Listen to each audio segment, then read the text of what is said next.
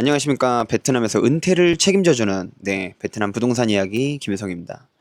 자, 오늘 라이브 방송에서는요, 제가 지금 여기가 달랏이에요. 달랏을 와가지고 지금 이게 뒤에 배경을 보시면 달랏인데 매우 춥습니다. 많이 추워요. 여기가 머리도 좀 식힐 겸, 자, 유튜브 영상도 좀 찍을 겸, 그리고 자, 여기 아시는 분이 좀 있어가지고 여기 와가지고 지금 며칠째 지내고 있어요.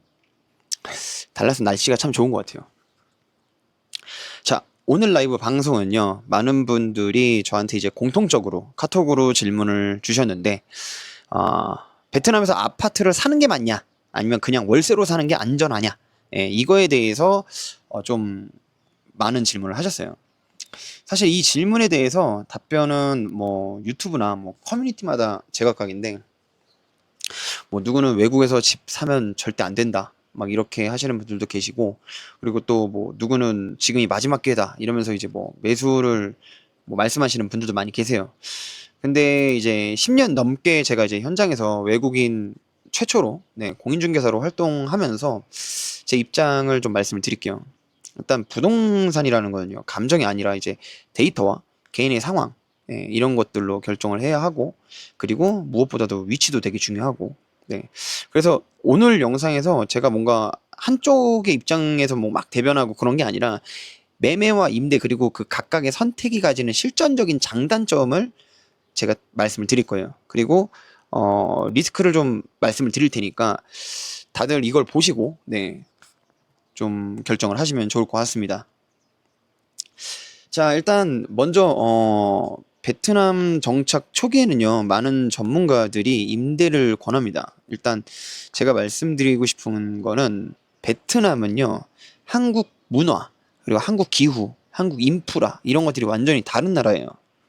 실제로 거주하며 겪는 베트남은 완전히 달라요. 진짜 천지차이예요. 임대의 가장 큰 장점은요, 리스크 회피가 좀 유연성이 있다라는 거예요. 아무리 좋은 아파트라도 막상 살아보면 소음이 심할 때도 있고, 관리 주체가 부실해가지고 뭐 청소가 안 돼 있거나 관리가 잘 안 되는 아파트들도 있고요. 나에게 맞지 않는 동네일 수도 있는 거예요. 나에게 맞지 않는 아파트일 수 있다는 거죠. 근데 이럴 때 임대로 거주 중이면 계약 기간이 끝난 후에 가볍게 거처를 옮길 수가 있습니다. 그래서 특히 뭐 한 45세에서 한 58세 분들이 진짜 질문들이 많이 오시고 문의가 많이 오시는데, 이제 막 은퇴를 준비하거나 시작하는 분들한테 이 현지 적응 기간이 상당히 중요한 편이거든요. 그래서 경제적인 측면에서도 상당히 매력적인 거예요, 임대는.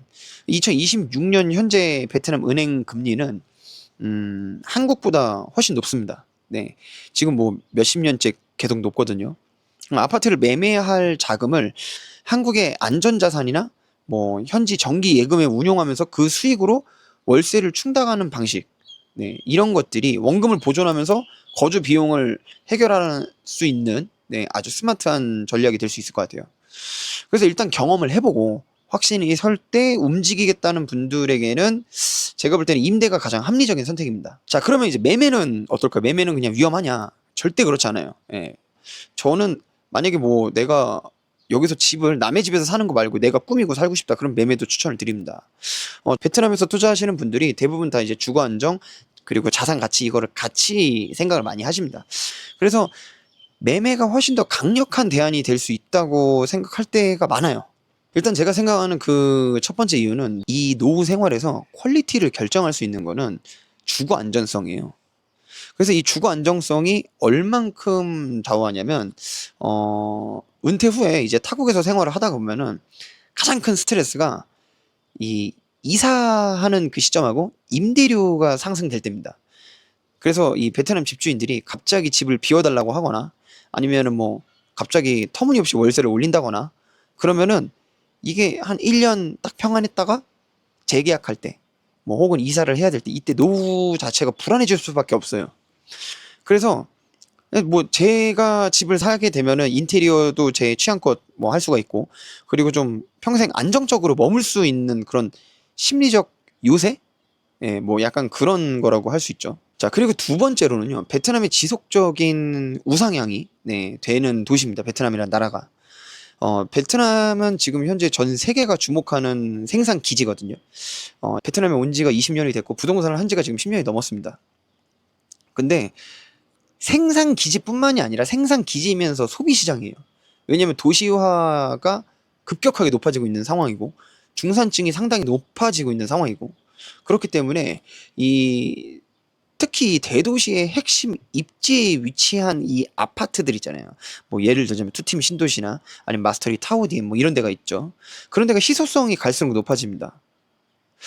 코로나가 끝난 다음에 이제 건축 원가나 자재비, 뭐 부자재, 인건비 이런 것들이 이제 매년 상승하는 상황에서 10년 뒤에 부동산 가치를 생각해 보면 지금이 딱 매수가 장기적인 자산 방어 수단이 될 수 있는 거예요. 매달 나가는 월세는 돈을 내야 되는 거니까 소비가 되잖아요. 근데 내 집은 자산으로 남을 수 있다는 거죠. 그러면서 자산 가치 상승도 충분히 있을 수 있고요. 세 번째는요, 리스크를 통제할 수 있는 전문성이에요. 사실 한국 같은 경우에는 지금 집이 너무 비싸잖아요. 그런데 베트남 같은 경우에는 그 정도까지는 아니에요. 그래서 좀 저렴한 것들을 찾아보면 많이 있을 수 있거든요. 그래서 뭐 한 1억에서 뭐 한 3억대 요 정도 아파트면은 한 20평에서 30평대 아파트 충분히 사고 거주하실 수 있습니다. 자, 그러면 이제 어떻게 선택을 해야 될까요? 제가 딱 기준을 제시를 해드릴게요. 이제 매매를 진지하게 고려하는 분들이 있을 거고 임대를 유지하면서 지켜봐야 하는 분들이 있을 거란 말이에요.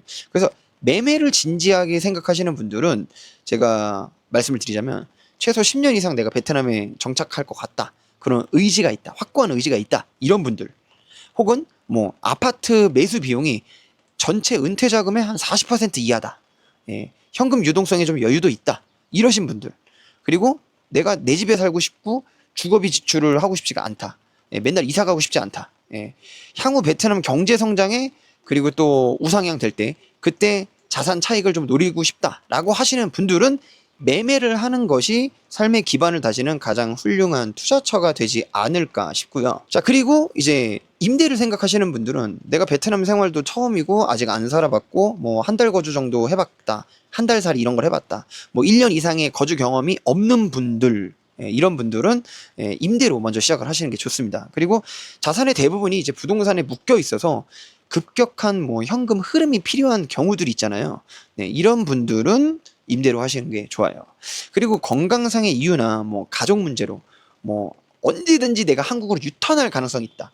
여기 한 1년 살다가 2년 살다가 갑자기 나 한국으로 가야 된다. 이러신 분들 있잖아요. 이런 분들은 임대를 통해서 시장을 좀 관망하다가 좀 매매가가 낮아질 때 그때의 타이밍을 딱 보고 그때 들어가시는 것을 추천을 드립니다. 부동산이라는 게 이제 단순한 그냥 아파트, 네, 그런 건물 이런 게 아니라 은퇴하시는 분들에 있어서는 그 인생의 이막을 담는 그릇이에요. 그래서 남들이 좋다고 해서 다 따라가는 게 아니라 내 자산의 포트폴리오와 그리고 삶의 우선순위를 결정할 때 가장 중요한 게 아파트입니다. 여기 베트남에서 거주하는 집입니다. 집. 자, 오늘 영상에서는요, 제가 부동산 매매와 그리고 임대 이 사이의 균형점을 좀 짚어봤어요. 베트남 시장이 기회도 있지만 솔직히 위험도 좀 공존하는 시장입니다. 중요한 거는요, 그 위험을 회피하는 게 아니라 정확히 파악을 하고 통제를 하는 거라고 생각을 해요, 저는. 매매가 주는 좀 든든함도 있죠. 그런데 임대가 주는 유연함도 무시 못합니다.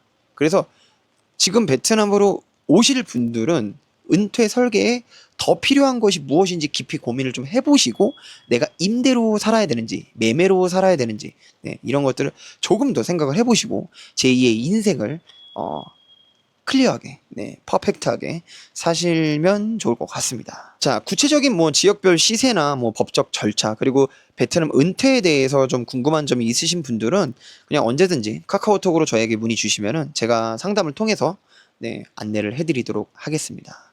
여러분의 상황에 맞는 최선의 해답을 제가 찾아드리도록 하겠습니다. 감사합니다.